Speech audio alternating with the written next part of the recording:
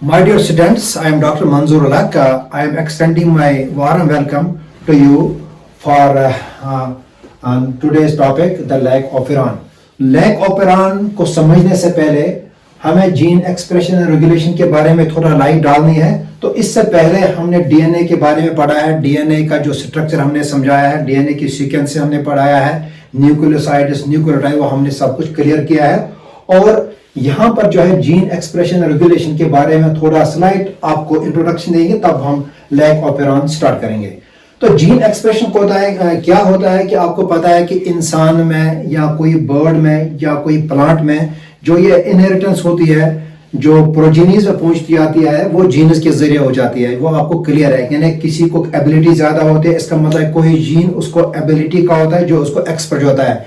किसी का मतलब स्टमक में कोई प्रॉब्लम होता है या पेनक्रियाज के बारे में के ऑर्गन में कुछ डिजीज होते हैं जिससे मतलब इंसुलिन की डिफिशियंसी होती है, जिससे डायबिटीज होता है, या किसी के ऊपर मतलब ना कोई ऐसा मतलब जेनेटिक डिसऑर्डर होता है जो जीन्स में वो म्यूटेशन की वजह से या किसी और की वजह से ये डिजीज हो जाती है, जो डीएनए सीक्वेंस में पाई जाता है।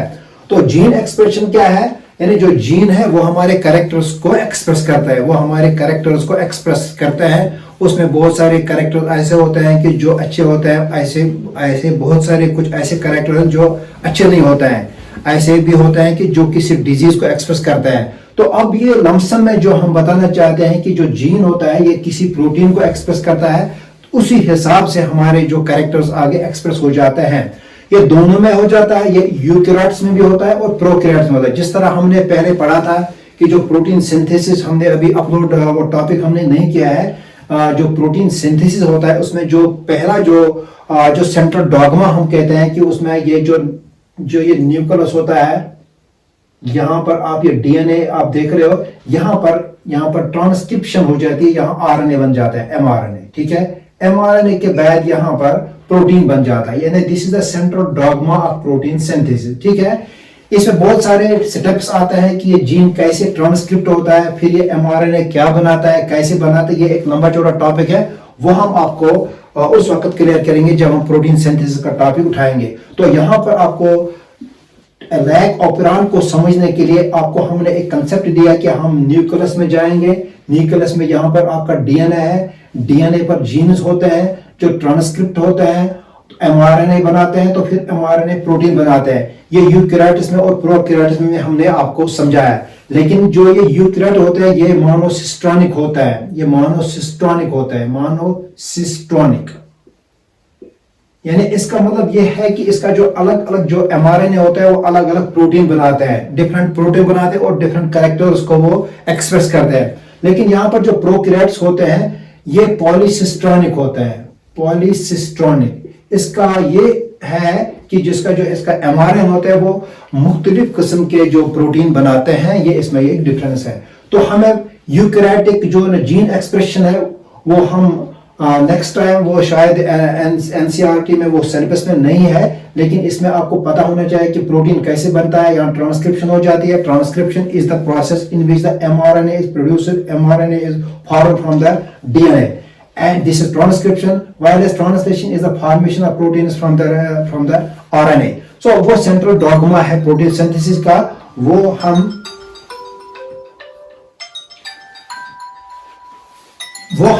आपको सेपरेट टॉपिक में आपको क्लियर करेंगे।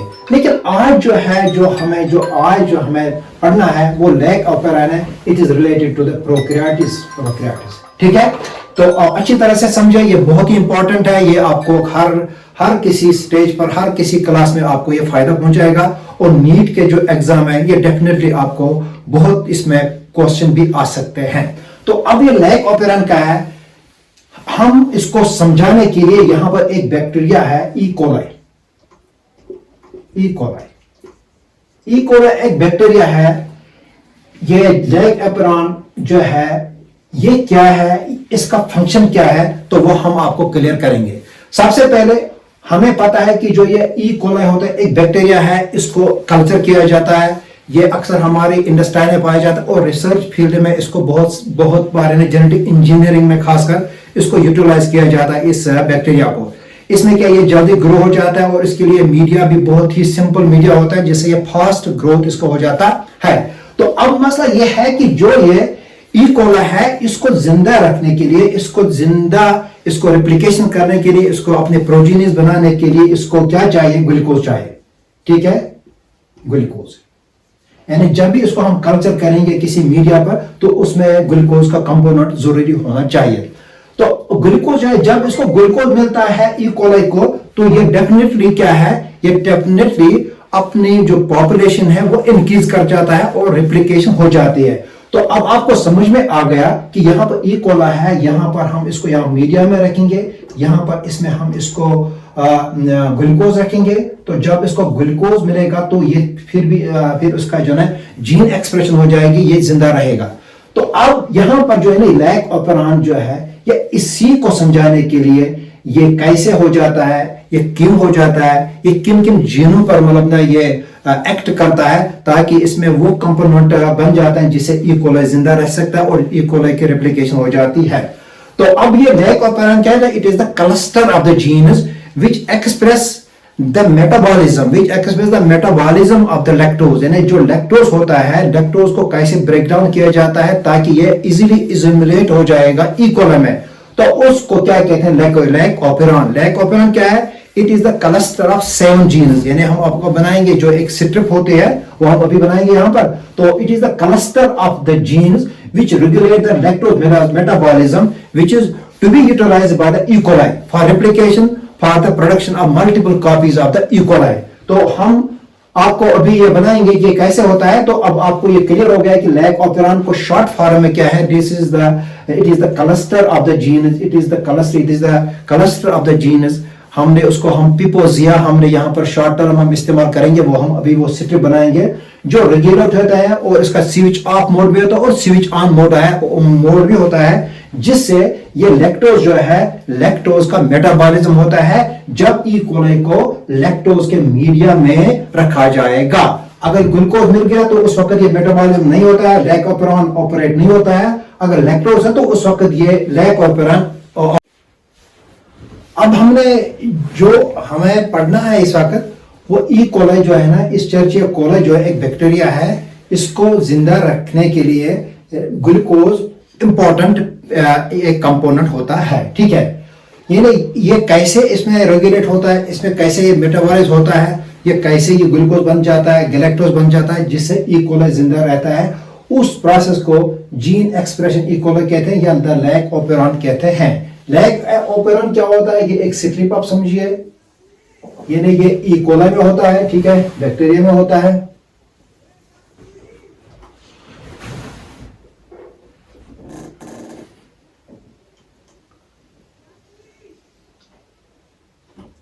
ये 7 जीन्स का एक स्ट्रिप है 1 2 3 4 5 6 और 7।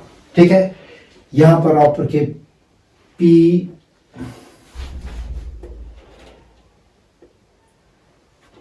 आई P O Z Y A. अब ये है ना, ये जो आप स्ट्रिप देख रहे हो पिपोजिया क्या है? ये एक स्ट्रिप है, इसको हम याद रखेंगे एग्जाम के लिए, या कभी कभी हम आपके इस तरह आपको अलग अलग याद नहीं रहेगा, तो आप इसको रखिएगा पिपोजिया। याद रखे, आप ये समझे कि ये लैक ऑपरेंड है, तो इसकी ये सीक्वेंस होती है। ये कहां पर होता है? ये बैक्टीरिया में होता है, ई कोलाई में होता है। इन जीन्स है, these are the genes, 7 genes, 1 2 3 4 5 6 7। ये अलग अलग काम करते हैं जिससे ये लैक्टोज मेटाबॉलाइज हो जाता है, इसको मेटाबॉलिज्म हो जाता है, ये ब्रेक डाउन होता है, ये ग्लूकोज और गैलेक्टोज में कन्वर्ट होता है। जिस तरह आप देखो, ये लैक्टोज जो है, उसी वजह पर इसको लैक ऑपरेंड का नाम दिया गया है। जो ये लैक है, ये लैक्टोज है, ठीक है, लैक्टोज है। ये इस जीनस की वजह से, जो ये यहाँ पर जीनस है लैक ऑपरेंड में जो होता है, तो इसमें क्या होता है? ये ग्लूकोज में कन्वर्ट होता है, ग्लूकोज में और गैलेक्टोज में। ठीक है, गैलेक्टोज, ठीक है। यानी डायरेक्ट जो ये लैक्टोज होता है ना, ये मेटाबॉलाइज नहीं होता है, ये बॉडी में इंटर नहीं होता है, तो ये ब्रेक डाउन होता है किन जीनों से? जो यहाँ पर आपको ये दिखाई दे रहे हैं, ये सब के सब जीन मतलब अलग अलग काम करते हैं, जो हम आपको अभी डिस्कस करेंगे, आपको अभी समझाएंगे। तो ये जीन जो है, ये जीन लैक्टोज को ग्लूकोज में ब्रेक डाउन करते हैं, गैलेक्टोज में ब्रेक डाउन, जिससे जो बैक्टीरिया होता है ना, ई कोलाई की जो इजिमुलेशन आराम से हो जाती है, इसकी इजिमुलेशन हो जाती है ग्लूकोज की, ठीक है, ताकि ये सर्वाइव कर सकता है, सर्वाइव और ये रिप्लिकेशन कर सकता है। अब यहां पर आप देखो, ये जो पी है ये प्रमोटर है, इसमें क्या क्या जीन्स होते हैं,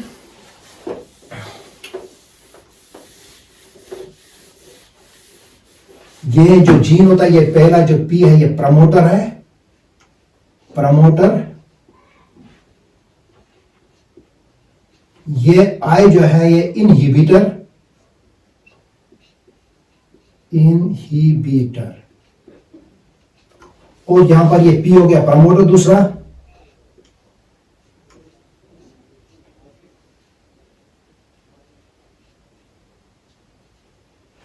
यहां पर ओ जो है ऑपरेटर, ऑपरेटर। और यहां पर जो है ZYA, these are structural genes, these are called as structural genes, ठीक है, structural genes। ये कभी कभी एग्जाम में आपको पूछा जाएगा कि जो ये लैक ऑपेरान है, इसमें स्ट्रक्चरल जीन्स को कौन कौन से हैं, ZYA, ठीक है। जो यहां पर आपको पता है कि जब ट्रांसक्रिप्शन हो जाती है तो उस वक्त प्रमोटर होता है। आपको इससे पहले भी हमने शायद समझाया होगा, मुझे इस वक्त पूरा याद नहीं है कि सिग्मा फैक्टर जो होते हैं, सिग्मा फैक्टर और रो फैक्टर, जब प्रोटीन सिंथेसिस होते हैं, जो सिग्मा फैक्टर क्या है, ये एमआरएनए की जो ने गाइड करता है कि आप यहां पर अटैच हो जाओ, यहां पर आप काम स्टार्ट करो। जब प्रोटीन सिंथेसिस कंप्लीट होता है तो वहां पर रो फैक्टर बन जाता है, जो टर्मिनेट हो जाता है, अलग एमआरएनए स्ट्रिप बन जाती है। तो यहां पर आप देखो, यहां पर जो PIPOZYA, तो ये पूरा रेगुलेट हो जाता है जब ये लैक्टोज की जब मेटाबॉलिज्म हो जाती है। लैक्टोज कैसे मेटाबॉल होता है, कैसे ये स्ट्रक्चरल जीन काम करते हैं, वो हमें अभी पढ़ाना है। देखो Z हो गया, Z जो रिलीज करता है बीटा गैलेक्टोसाइडेस, बीटा गैलेक्टोसाइडेस, ठीक है। यहां पर हो गया Y परमियस। ये जो A होता है ट्रांस एसिटाइलेस। तो ये जो ये A जीन होता है, इसका कोई फंक्शन नहीं होता है, हमें इन दो के साथ काम होता है। ये जो दो जीन है, बीटा गैलेक्टोसाइडेस और परमेस, इन दो का काम होता है। बाकी रहा कि जो A जीन होता है, इसका कोई काम नहीं होता है। अब हम आपको क्लियर हो गया कि यहाँ पर जो लैक ऑपेरान का इसका जो सीटअप क्या है, इसमें कौन कौन से जीन है, वो आपको क्लियर हो गया है। तो अब हम अलग अलग करके हम आपको दिखाएंगे ये जो है ये सीटअप कैसे इन जीन्स को एक्सप्रेस करता है, कैसे इन जीन से ये बीटा गैलेक्टोसाइडोस निकलता है, फिर वाई परमेस निकलता है और ए निकलता है। तो ये क्या काम करते हैं वो हम आपको भी क्लियर करेंगे। ये लैक ऑपेरान का जीन स्ट्रिप है, ठीक है, जो ई कोलाई में पाया जाता है, जो ई कोलाई में या किसी बैक्टीरिया में होता है, ठीक है। तो यहां पर आप ये देख रहे हो, प्रमोटर है, ये इनहिबिटर है, ये प्रमोटर है, ये ऑपरेटर है, ZYA, ठीक है। ये जो स्ट्रक्चर यहां पर जो जीन है, ये स्ट्रक्चरल जीन है, क्या है, जिस तरह मैंने इससे पहले भी आपको बता दिया, स्ट्रक्चरल जीन्स। तो ये जो ये हाफ पार्ट जो है PIPO जो है ना, ये एक अलग काम करता है, ये एक सिग्नल इनको प्रोड्यूस करता है ताकि ये स्ट्रक्चरल जीन एक्टिवेट हो जाते हैं। सबसे पहले जो प्रमोटर है ना, ये साइट क्या है, it provide the site for mRNA polymerase. जब mRNA पॉलीमरेज यहाँ पर एक्ट करता है, यहाँ पर जो यहाँ पर mRNA यहाँ पर निकलता है, mRNA से यहाँ पर mRNA से रिप्रेसर जीन निकलता है, रिप्रेसर जीन, ठीक है। यहाँ पर जो सिग्नल पास ऑन हो जाते हैं, तो यहाँ पर ये जो जीन होता है, इसको रेगुलेटर जीन भी कहते हैं। इसको इनहिबिटर इसलिए कहा जाता है, यहाँ पर रिप्रेसर जीन निकलता है फ्रॉम mRNA, ठीक है। जब ये रिप्रेसर जीन यहाँ पर निकलता है, ये समझिए ये रिप्रेसर जीन है, तो इसने यहाँ पर रिप्रेसर प्रोटीन बना दिया, ठीक है, रिप्रेसर प्रोटीन बना दिया।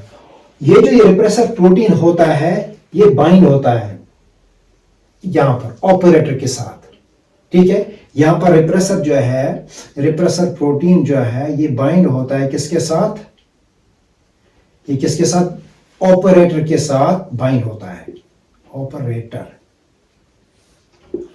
अगर मीडिया में ग्लूकोज अवेलेबल है, ठीक है,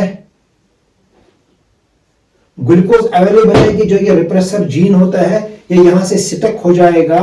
जो ऑपरेटर एक दरवाजे के काम करता है, it acts as a door and it inhibits और it permits the message of mRNA to activate ZYA, ठीक है।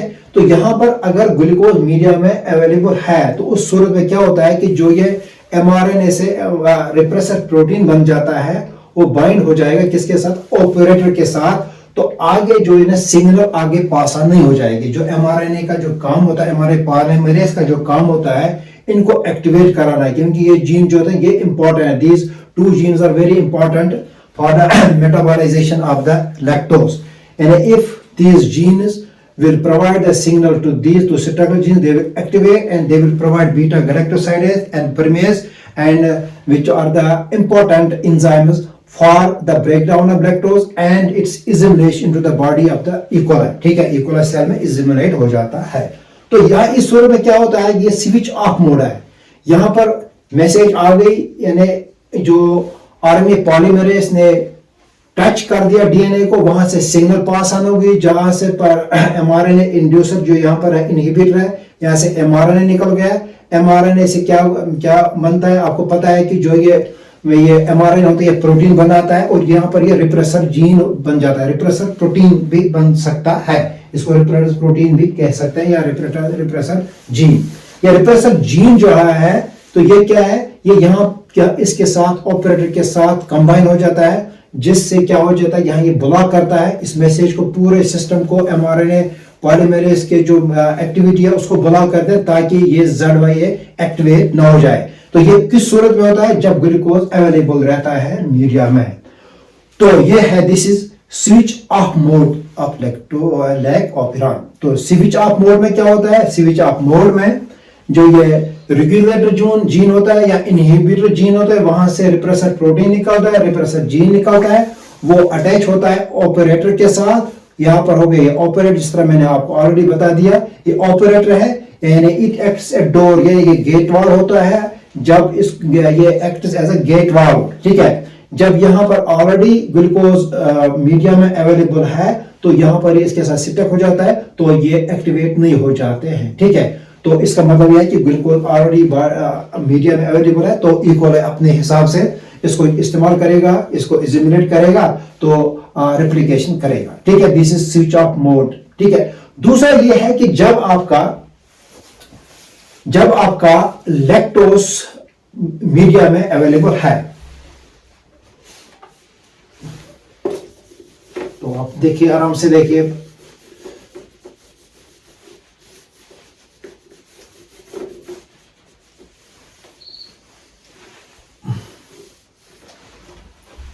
तो यहां पर क्या होता है, जब मीडिया में लैक्टोज अवेलेबल है, ठीक है, lactose it acts as a inducer.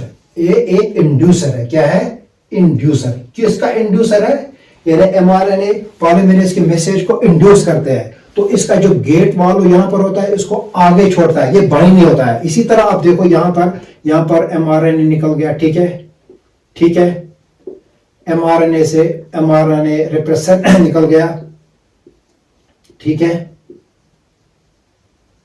ये रिप्रेसर जो है यहां पर अटैच हो गया इंड्यूसर, यानी इंड्यूसर लैक्टोज मीडिया में है, तो यहां पर ये मैसेज जो आरएनए पॉलीमरेज के मैसेज जो होते हैं ना, ये यहां पर आ जाती है। इसको यहां पर कुछ नहीं होता है, जो ऑपरेटर उसको ब्लॉक करता था, इसको गेट ओपन रहता है, तो ये यहां पर इन जीन्स को एक्टिवेट करते हैं, जेड को जीन को एक्टिवेट करते हैं, तो बनाता है बीटा गैलेक्टोसाइडेज, ठीक है, गैलेक्टोसाइडेज।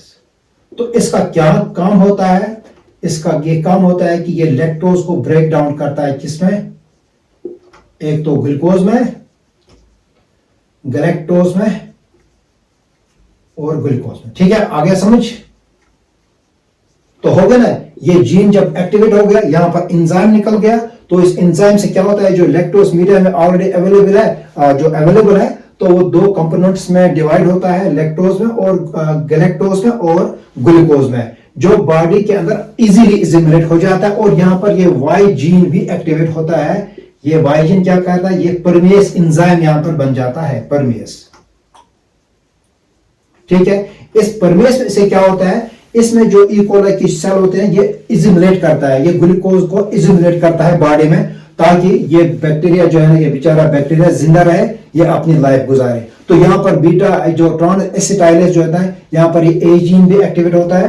ट्रांस एसिटाइलेज इसका कोई काम नहीं होता है, इसका कोई काम नहीं होता है, जो एनसीईआरटी में इसका मतलब ये क्लियर है कि ये कोई काम नहीं करता है। तो रिसर्च चल रही है कि इसका क्या काम है, तो वो हम आगे बताएंगे कि जो इसका जब ये कोई जो रिसर्च हो जाएगी तब पता चलेगा। लेकिन यहाँ पर आपका इतना क्लियर हो गया है कि लैक ऑपेरॉन एक ऐसा क्लस्टर ऑफ जीन्स है जो रेगुलेट करता है मेटाबॉलिज्म, लैक्टोज के मेटाबॉलिज्म को ई कोलाई में रेगुलेट करता है। It consists of the 7 genes which I have already told you. It consists of P, Y, Typosia, and P is the promoter, I is the inhibitor or regulator gene, P is the promoter, O is the operator, Z, Y, A. And these genes, when the mRNA polymerase act on the DNA, it provides a message, and inhibitor genes produces repressor gene, repressor, so which binds with the operator in case when the glucose is already present in the media and no message is transported to ZYA, and these ZYA genes remain inactive at that point of time. लेकिन कुछ research ऐसे होती है कि ये मतलब नहीं है कि जैसे स्विच ऑफ मोड में ये नहीं बनता है, ये नहीं, लेकिन थोड़ा थोड़ा ये भी काम करते हैं। थोड़ा थोड़ा जब किसी वक्त किसी ग्लूकोज की कमी आ जाएगी तो ये थोड़ा बहुत उस वक्त एक्टिवेट हो जाता है। तो ये in case of the switch off mode, in case off switch on mode, lactose is present in the medium and inhibitor genes provide the mRNA and the repressor genes which are not inhibited, which are not controlled by the operon. As a result, as mRNA polymerase goes on its message and it activates ZYA, and Z produces the beta galactosidase, and Y provides the permease and acetylase, and these two genes are important. They produce important enzymes which are required for the metabolism of the lactose into galactose and glucose. As a result of these important elements which are required for the E. coli gets assimilated easily into the E. coli, and as a result of this, E. coli survive and replicates and produce a number of copies. Thank you for watching.